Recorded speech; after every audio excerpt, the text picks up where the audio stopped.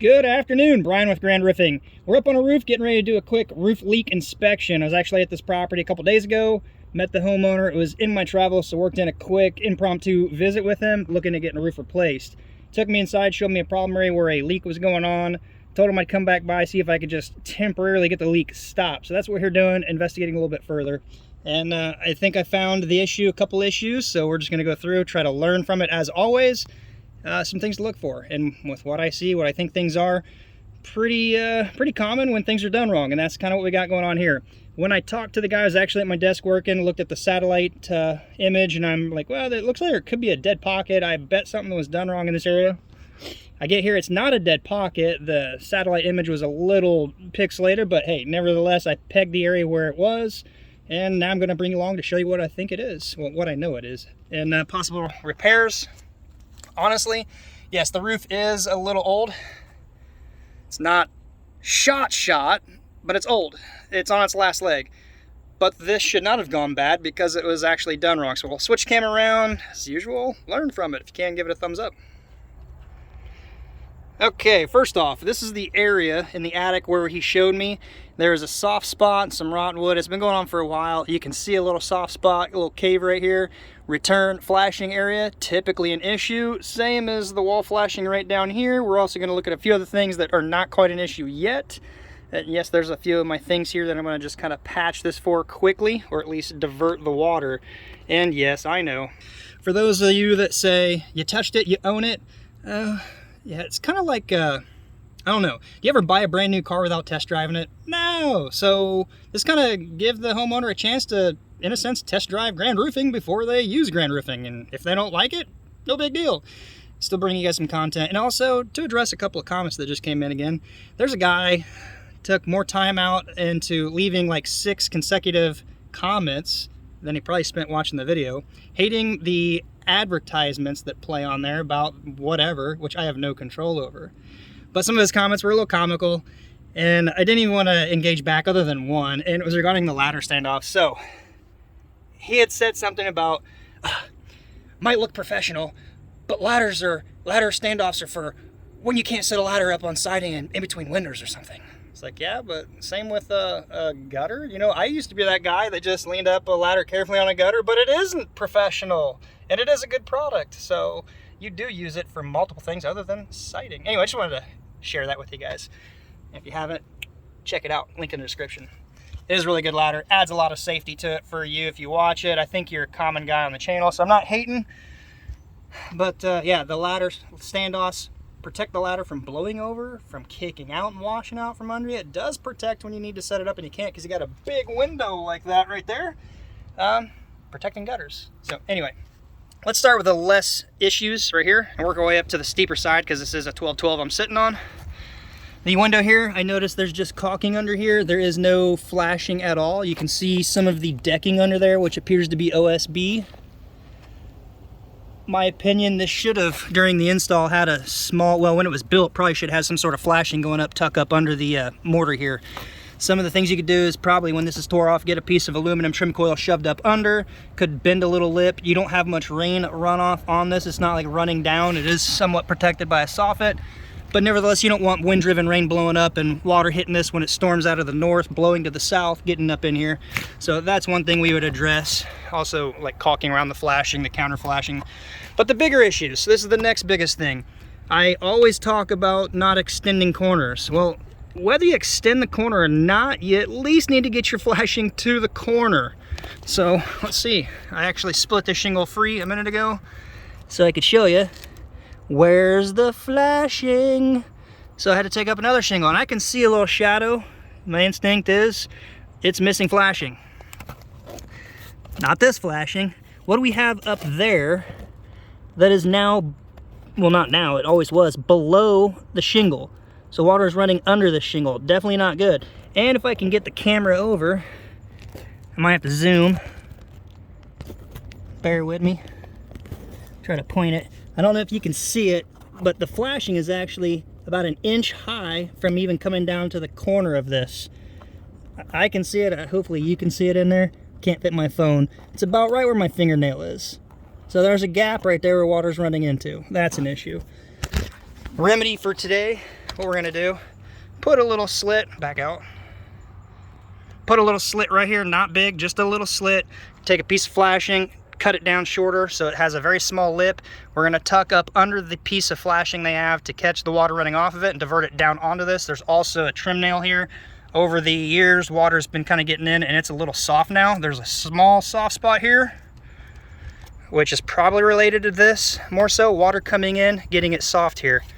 If you do use a trim nail, it's not ideal, but if you do, keep it back and be observant of flows of water coming down. Now for the bigger issue is this right here. Let's get up here real quick.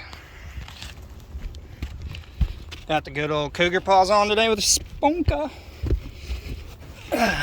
Except, tip on cougar paws. When you get this little part right here wearing out and showing, it does not grip very good, so be very cautious on putting your weight on this. I need to replace them. They're foam pads that Velcro on, you can peel off and replace. So that's on the list to get done.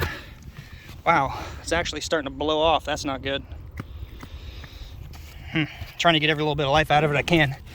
All right, so what I refer to as a return, it could be called other things, where the fascia board comes into the roof deck. If it's wood, you don't want it driven in tight. This isn't tight and touching. Some people flash up under it or just shove a shingle under it. You can do that, but ideally you want this trimmed so you have a flow of water coming out, not soaking into the wood. This is not true cedar. It's like a composite pressed chipboard with adhesives. It's never good long term. It does require maintenance, will rust out, or not rust out, rot out. The bigger issue is they don't have flashing in this. The shingle here cuts like an L. We're gonna go up under there, zoom in on it. And you have shingles that are now drying out and cracking and tearing here. And this is where the soft spot is. Hey, spider. Don't get me. I don't like you. Go away. If you want to live, run. There you go. Okay. What do we got here? Zoom in. Whoa. Focus. We have a very sloppy cut shingle. There is a piece of flashing up in there. There we go. There, focus. If it'll focus. But again, the flashing is higher than the sloppy cut shingle. So now water that is getting onto that piece of flashing is dropping right off onto the roof deck. Whether you have paper or not, even if it has paper, it's no guarantee it's a last defense. It's eventually going to get in around any staples and nails, which it's been doing, and just stagnate under this roof layer, which is now causing it to get rotten, sagging down further, making the issue worse. The more water flows in, back out.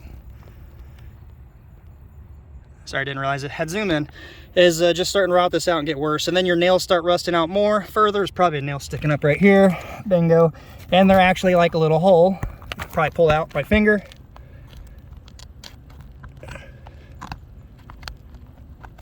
Yep. So, once that starts happening, the diameter of this will start shrinking, starts getting wallered out, and you got a penetration through everything, including the decking, and water just drips in, soaks in, and will cause a big issue, which is what's got going on here. Just shove that back in, just to somewhat plug the hole. Again, what I'm going to do is just trim this back just ever so slightly, shove a piece of flashing under. I'm going to leave some exposed here. It's not going to be pretty. Nobody's going to really see this with the pocket right here. You can't get to it, but it's going to keep it dry and buy them just a little bit of time until they figure out what they want to do with this roof. Because like I said, it is aging. This is not a repair. Getting hot with the sun on me. It is strictly a free test drive. Give it a thumbs up. I don't want to go walking over this thing. It's all 12-12, and I think there's one side that might be a little steeper, so we're just going to at least go to the top here, because I do need to see what that other last slope is back there. I did all the sketch late last night. Just couldn't tell the pitch of one. And for those that think business owners just have it happily made, yeah, you have a little bit more control over your schedule, but you still work a lot. Let's switch it around and just get to that top, see what we can see. Careful, I don't want to put weight here. That rot's going down pretty good now. Got a little crack in the shingle right here developing. Water's gonna be coming in here. There's another one right there. So this definitely has some issues. Yeah, I actually might be steeper than a 12 right there. Better put my finger through this little phone loop. We got quite a bit of granule loss on this side. It's the original roof. from when this was built. Keyway pretty close to the valley. I've seen way worse, but not good. I was at another house this morning where the keyway was actually in the valley. Really not good. Okay. All right. Oh, so there's actually a slight transition right here. This is what I was worried about, this wall right here. Where that pipe is, I couldn't tell if that was a little pitch steeper. This was shallow from the common, and I couldn't get an idea what was behind that chimney there. I imagine the way this return is, there is also a couple dormers, so 4 returns up on the front, and on the back side there's another little one. Down here's a little pocket area.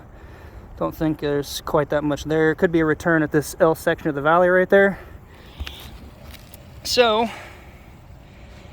I guess what I'm getting at is that it's probably the same roofers that did this whole roof, and there's probably other issues developing elsewhere.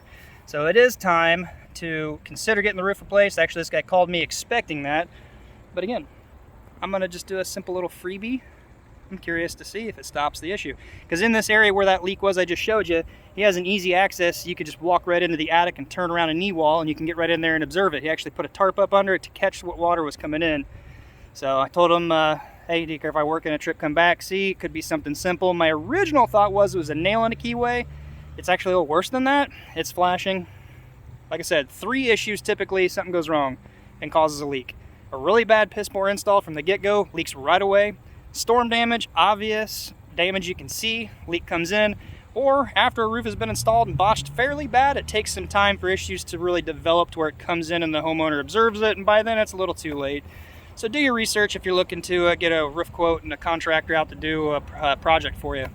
As I said, if you could give it a thumbs up, time to go, got more to do, gotta wrap up. Maybe I might go live at the job site here in a few, which you won't see this for days, so you might see the live.